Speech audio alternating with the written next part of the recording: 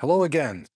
It's good to be back. I missed last week's recording because the weather was so nice, and I remember my grandmother used to say, why don't you go outdoors and get the stink blown off you?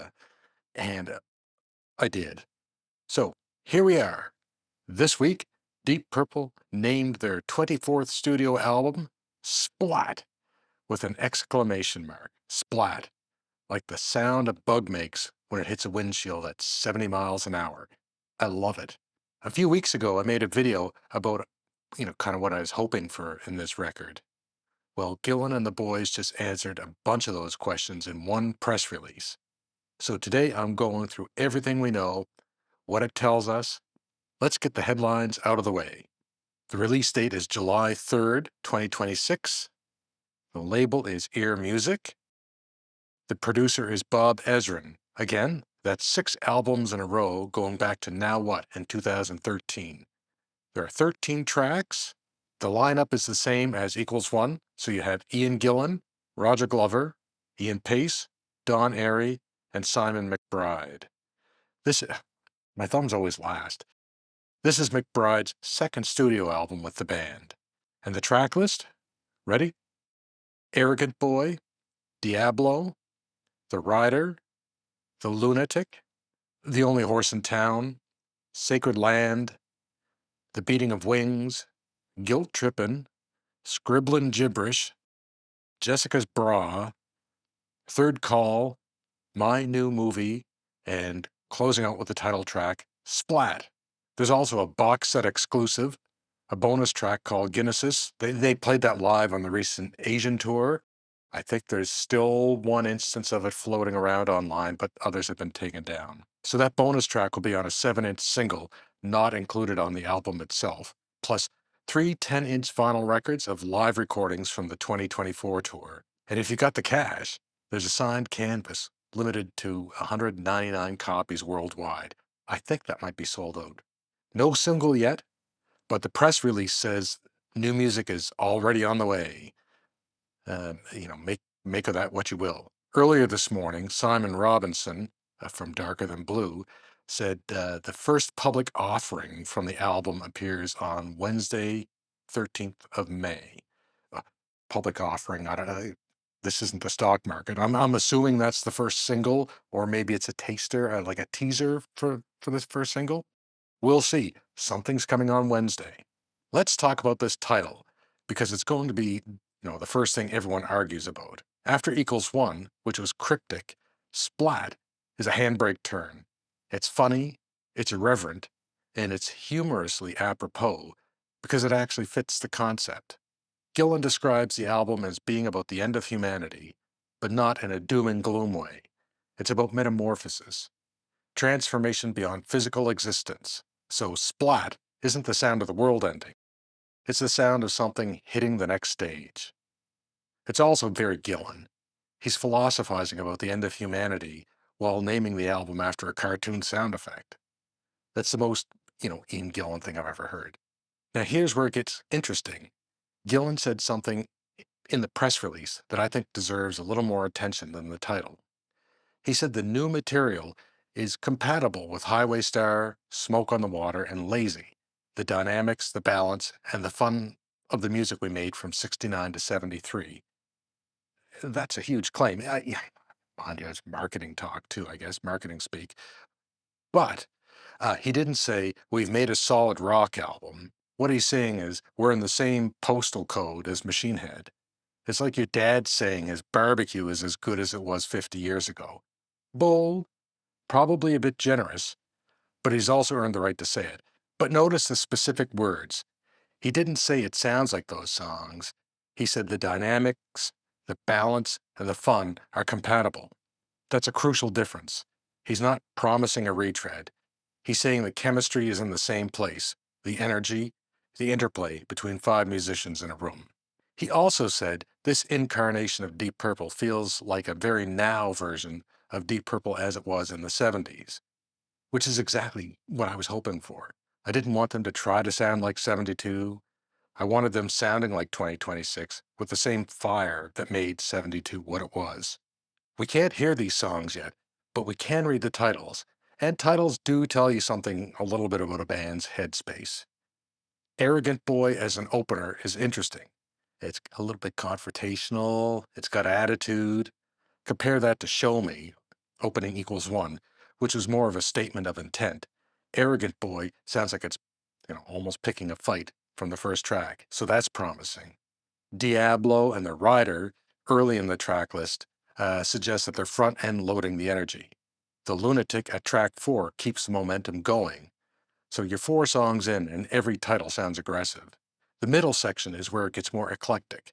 Sacred Land, The Beating of Wings, those sound like more atmospheric, adventurous tracks. Then you hit Guilt Trippin', Scriblin Gib'rish, and Jessica's Bra. 3 titles in a row that sound like the band is having a laugh, and 4 apostrophes in a row, because when Deep Purple are having fun, the punctuation flies. The worst Deep Purple songs are the ones that feel like homework. And then My New Movie and the title track close things out. That's a nice sequence. Saving Splat for last feels like a punchline at the end of a set. It's also a terminal punctuation. 13 tracks is the same count as equals one.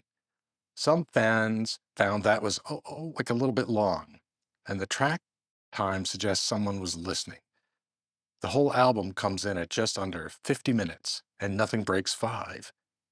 The longest track is Guilt Trippin' at 4 minutes 52.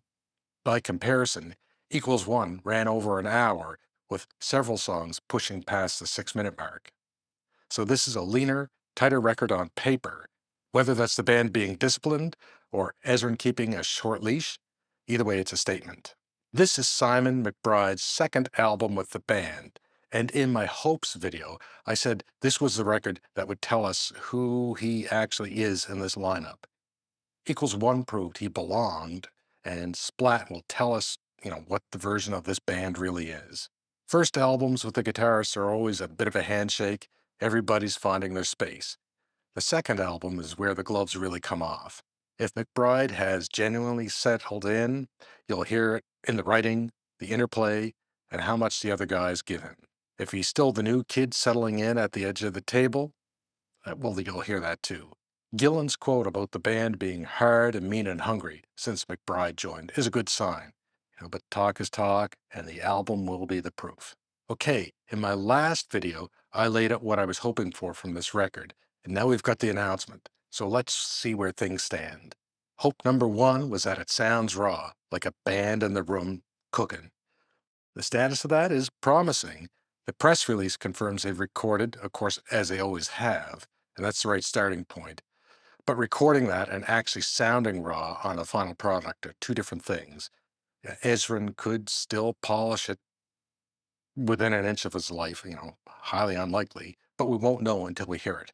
So the verdict on that is cautiously optimistic, but unconfirmed. Hope number 2, that it sounds like 2026, not like a nostalgia act.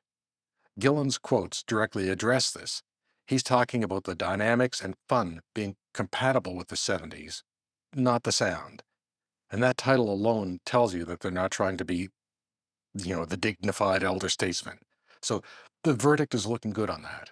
Hope number 3, that McBride really has become a full member of the band and made a bigger mark. Now, it's too early to tell. We need to hear the music.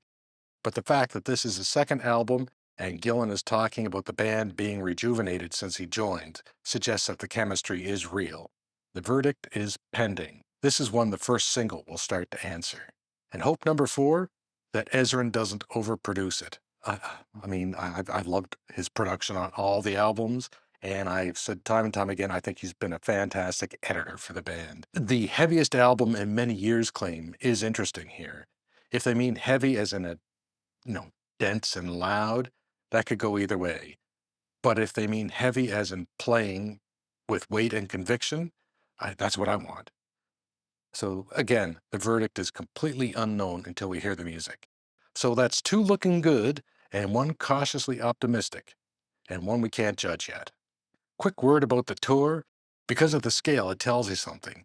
86 shows across 28 countries on 3 continents. That's not a farewell lap. That's a band that's just working. Kicks off in Finland on June 11th, before the album even drops. They're playing Hellfest, which is already sold out. They're playing the Montreux Jazz Festival, which, if you know your Deep Purple history, is where Machine Head was born and where the casino burned down. Not at the Jazz Fest, of course, but in Montreux. That's a full circle moment if there ever was one. North America starts August 4th with Kansas as support. The run goes through September with Jones Beach, Pine Knob, Shoreline Amphitheater, proper venues. For me, it's Scotiabank Center on August 15th. For the vinyl heads in the audience, and I know there are a bunch of you, the formats are solid. We have a standard double black vinyl, limited purple vinyl, limited transparent yellow vinyl, picture discs, CD, cassette, and the box set. All the LP editions come with a 12-page vinyl-sized booklet with illustrations and full lyrics, first pressing only. The box set with the 2024 live recordings and the Guinness's bonus single is the one to watch for collectors. That exclusive content won't be on streaming, and limited-run 7-inch singles from legacy bands do tend to hold their value. I've already pre-ordered mine. So that's where we are. The album is called Splat. It's out July 3rd. Gillan is comparing the energy to the early 70s, and nobody's heard a note of it yet. Possibly a single coming out this week? I'm genuinely excited because the details, so far at least, kind of line up with what I was hoping for. Live energy, a title that shows that they're not taking themselves too seriously, a concept that's ambitious without being pretentious, and talk about, fun and hunger in the same sentence. And when that first single drops, I'm reviewing it properly. I'm going to be scoring it against 10 categories, scored out of 100. I'll be giving you the same rubric to download so you can score it yourself and tell me how wrong I am in the comments. But that'll be in that video probably next week. Have a great week.